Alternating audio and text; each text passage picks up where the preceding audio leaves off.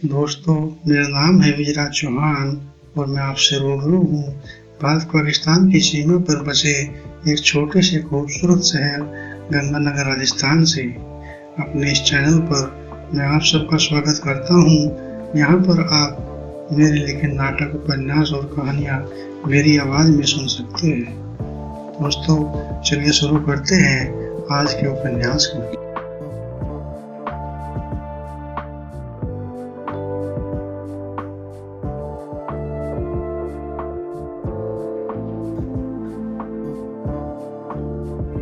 इस समय गाड़ी सड़क पर दौड़ रही थी। चंदन ड्राइविंग सीट पर बैठा था तो उसके बगल में ऐश्वर्या बैठी थी। रात काफी हो चुकी थी, इसलिए सड़क पर लगे खंभों की बत्तियां काफी रोशनी के साथ जल रही थी। आकाश में कुछ कुछ बादल भी छाए थे, जिसके कारण एक एक दो दो बूंदे नीचे पड़ने लगी थी। ऐश्वर्या ने बूंदों को खिड़की से अंदर आते देखा तो उसने झट से खिड़की के शीशों को लॉक किया। बूंदों की संख्या धीरे धीरे बढ़ने लगी थी, इसलिए चंदन ने ड्राइविंग कुछ और तेज करना चाहा।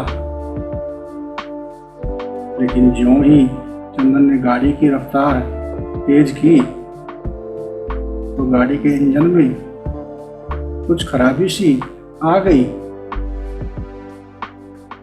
जिसके कारण गाड़ी बंद हो गई।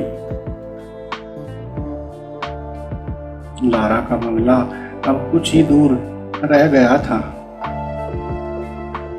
और बूंदें भी अधिक तेज नहीं हुई थी। इसलिए ऐश्वर्या ने यह सोचकर कि क्या पता बारिश कब रुके, बंगले में जाना ही उचित समझा। वह चंदन से बोली, चंदन, चलो बंगले पर चलते हैं, क्या पता बारिश कब तक रुकेगी। चंदन ने ऐश्वर्या की बात सुनी तो उसने फौरन उसमें अपनी सहमति जताई।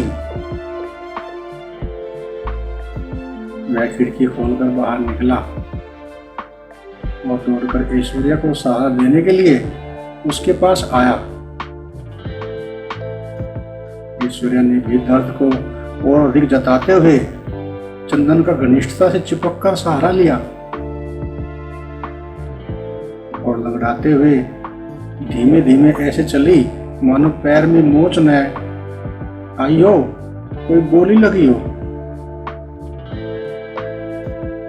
बूंदों में कुछ और तेजी आ गई थी, जिस कारण चंदन के कदम भी तेज हो चले थे। लेकिन इस तेजी से भी ऐश्वर्या के कदमों में कोई तेजी न थी।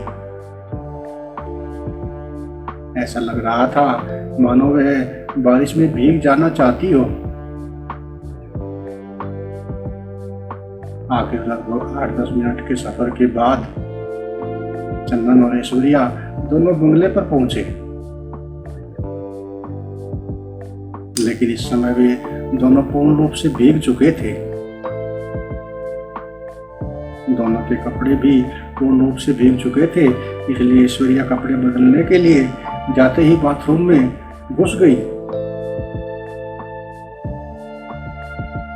चंदन वह भी पूर्ण रूप से भीग चुका था, इसलिए उसने भी कपड़े निकाले और शरीर को पोंछते हुए पास पड़ी एक चादर से शरीर को ढक लिया और कमरे में टहलते हुए कमरे में रखी वस्तुओं का निरीक्षण करने लगा। चंदन मुंह फेरे कमरे में रखी वस्तुओं का निरीक्षण कर रहा था कि पीछे से ऐश्वर्या द्वारा आई आवाज को सुनकर वह चौंक गया। चंदन, लो इसे पी लो, थोड़ी ठंड उतर जाएगी। चंदन ने ऐश्वर्या की आवाज पर पीछे पलटकर देखा तो देखता ही रह गया। उसके पीछे ऐश्वर्या खड़ी थी। उसके हाथों में 2 शराब के जाम थे और इस समय उसने एक महीन गाउन सा पहना हुआ था। चंदन ने ऐश्वर्या को इतनी खुली हवा में देखा तो उसकी नजरों ने ऐश्वर्या की आंखों में देखा। जिस पत्ता सामने खड़ी ऐश्वर्या ने एक मंझे हुए खिलाड़ी की तरह से दिया। चंदन ने ऐश्वर्या के हाथ से शराब का जाम लिया और उसे अपने अंदर उड़ेलते हुए उसने आगे बढ़कर ऐश्वर्या को अपनी बाहों में ले लिया। शिकार को जाल में फंसा देखकर ऐश्वर्या भी इस समय बहुत खुश थी, इसलिए उसने भी चंदन को अपनी बाहों में बांध लिया।